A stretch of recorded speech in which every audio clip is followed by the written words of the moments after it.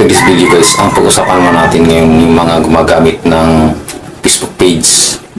So, may mga setting tayo na dapat natin i-on para lalo pang mapalawak ang marating ng ating mga video. So, yun po ang ituturo ko sa inyo. Sana sundan nyo step by step. Sana kalimutan na paki-follow na lang. Sundan lang nyo guys ang ating gagawin ngayon.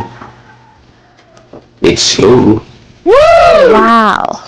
Nandito na tayo sa ating Facebook profile. So, ang hanapin natin dito, Facebook page. Ayan. I-click natin yung slash. Tapos, mag-assign na setting. Hanapin natin dito guys, yung followers and public content. So, ito na. At i-click natin yun agad. Agad-agad. Dapat yung who can follow my page, dapat yan naka-public. Wow! Yung iba dyan, dapat public yan. Sa akin, yung who can see the people page unless you follow. Ang nilagay ko dyan, only me. So, kayo, kung gusto na ipapakita yung mga pinalo nyo, so, i-public nyo yan. Pero sa akin, nilagay ko only me. Kasi iba tayong diskarte. Yan guys. So pwede rin yung yan guys na i-public. Ayan. So ba guys, tuloy na natin. Yan. So ito namang blacklist filter. So bala na kayo guys na gusto nyo mag-filter ng mga comment. So hindi ko na ginagalaw dyan.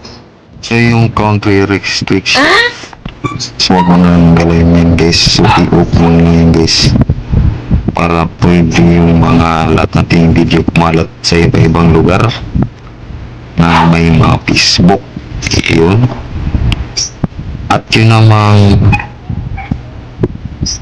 age restriction, so dapat yan naka-public guys. Yun dapat yan naka-public. Ayun, no? Wow! So wala siyang restriction.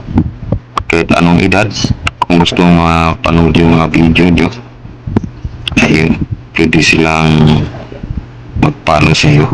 Wow! Tandaan nyo guys, para lang to sa mga Facebook page user.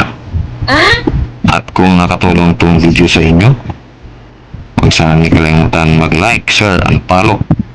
Hanggang sa muli kong mga video. Thank you so much for watching. Wow!